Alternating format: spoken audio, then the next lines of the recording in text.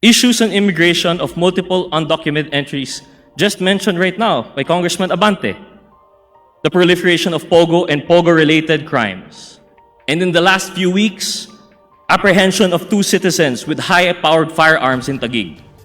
An unauthorized research vessel off the coast of Catanduanes, now somewhere along the coast of Albay. And just today, another instance of unlawful use of water cannons in Bajo de Masinloc. All of these issues come with security concerns. Would an inquiry into this be construed as McCarthyism on the sole basis that China is involved? This is xenophobia. Leader. Mr. Speaker, I move that we recognize the gentleman from One Rider Party List, the Honorable Rog Gutierrez, for his privilege hour. The gentleman from the One Rider Party List, the Honorable Ramon Rodrigo Gutierrez, is recognized for his privileged speech. Thank you, Mr. Speaker. Diyos maray na aldaw sa tuwing ngabos. Let me first beg this body's indulgence. As a general rule, and when able, we prefer to work with bills and resolutions. It is not our usual method to address concerns with privileged speeches. As much as possible, we would like to give way to our colleagues who may very well have more pressing concerns to air out during the privilege hour. In most instances, bills and resolutions are sufficient. But today, I feel the need to rise on a matter of collective privilege, on an issue that has been plaguing the country for far too long, and most recently has set its sights on this august chamber. I am talking of the proliferation of China's narrative in domestic politics, most notably that of the so-called gentleman's agreement over the West Philippine Sea. Right off the bat, allow me to comment on the incident which first sparked my need to stand on this concern. Allow me to express my utmost displeasure with the Chinese embassy's statements on an inquiry filed by a colleague. On April 18, the Chinese embassy made a statement, and I quote, "Individual Philippine politicians are hyping up China-Philippines maritime issues and exaggerating the maritime differences in the name of national security to serve their political agenda and self-interest and undermine China-Philippines cooperation. The unfounded accusation of our educational exchanges is yet another malicious sleight of hand to incite suspicion and hatred of China. Insightful people in the Philippines have not lost sight of this tendency by calling it McCarthyism resurrecting in the Philippines." This statement, my dear colleagues, an accusation was levied against Congressman Lara, a sitting representative of the people of the 3rd District of Cagayan. It should be noted that that issue isn't a law passed by Congressman Lara. It isn't even a proposed bill. There is no government policy or program being questioned. It was simply a resolution seeking an inquiry into what the good congressman sees as a cause of concern within his district. For the Chinese embassy to issue a statement directly attacking the inquiry and the motives that Kong Lara may have, is this the non-interference that China espouses?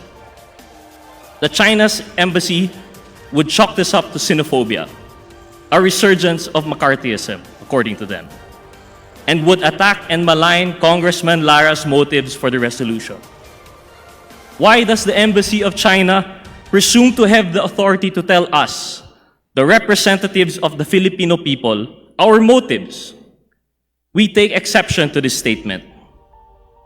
Of course, this defense of Kong Lara is not to say that the premise is accurate or that the allegations are 100% true. But if there is any truth to the claim, even a semblance, would this not warrant an investigation? Would this not be a national security concern? Is that not the whole point of an inquiry, to ferret out the truth and bolster our laws? Unfortunately, this is not an isolated incident. It does not require the most perceptive of minds to note an escalation of tension with our northern neighbor across the sea, mass loan runs uncovered by Representative D, investigations under public accounts on foreigners purchasing land contrary to the Constitution, issues on immigration of multiple undocumented entries just mentioned right now by Congressman Abante, the proliferation of POGO and POGO-related crimes, and in the last few weeks, apprehension of 2 citizens with high-powered firearms in Taguig, an unauthorized research vessel off the coast of Catanduanes, now somewhere along the coast of Albay, and just today, another instance of unlawful use of water cannons in Bajo de Masinloc. All of these issues come with security concerns. Would an inquiry into this be construed as McCarthyism on the sole basis that China is involved? This is xenophobia, according to them? I, for one, beg to disagree. We are talking here about the preservation of our country, which no one else but the Filipino people can decide. It can be recalled that in December of 2023, there were calls for the expulsion of Chinese Ambassador Huang. On this matter, a calm and balanced President, BBM, remarked that it is his job to repeat China's narrative.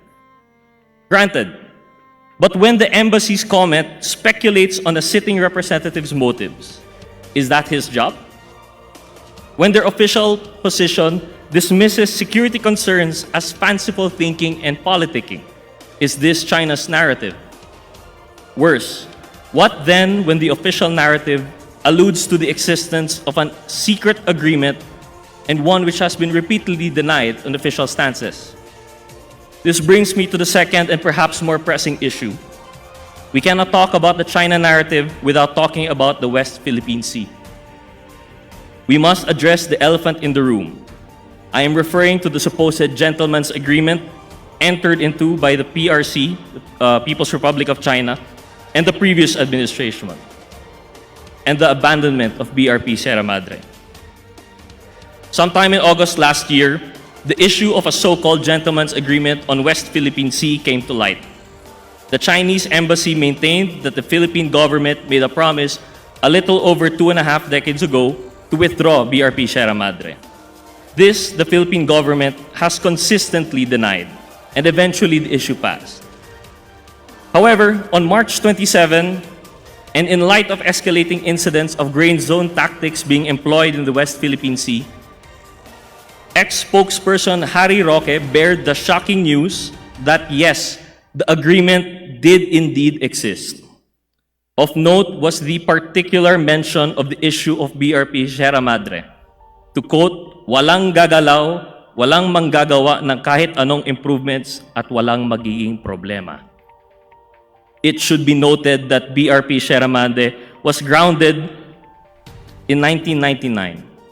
It is our bastion of sovereignty in Ayungin Shoal, but it is a decaying one. Without repairs, it is sure to fall.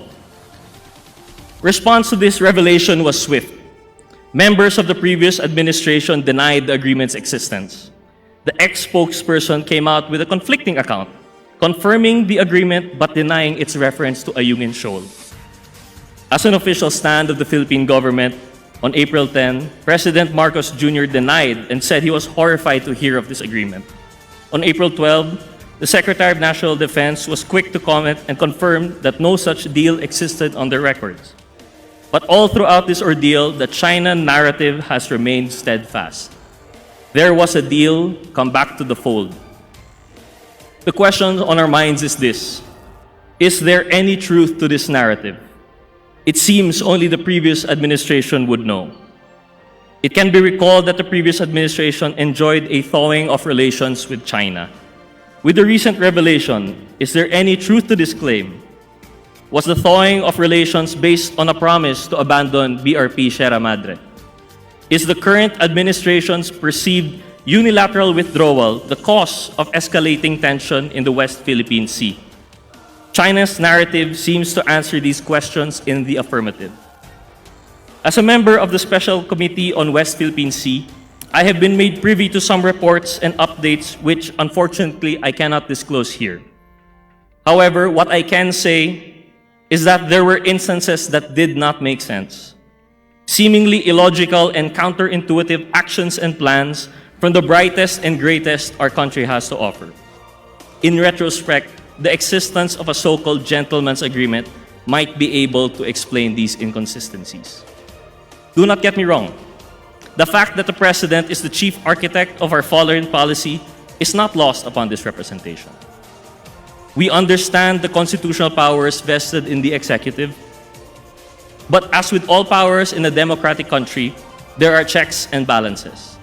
Treaties must be ratified and officials made accountable for foreign policies. A democracy is no place for secret dealings with foreign powers. The abandonment of BRP Sierra Madre is the abandonment of territory, and with that, the abandonment of a sacred duty to uphold and defend the Constitution. I pray that these allegations are not true, and China's stance is based on a false premise. But claims made by the ex-spokesperson cannot be ignored. It is time to put China's narrative to rest. I therefore urge the appropriate committee to seek an inquiry into this matter. Thank you very much, Mr. Speaker. Majority Leader. Mr. Speaker, having no interpellators, I move that we refer the speech of the Honorable Gutierrez to the Committee on Rules for its appropriate action. Is there any objection? The Chair hears none. The privileged speech of the Honorable Gutierrez is referred to the Committee on Rules for its appropriate action. Majority Leader.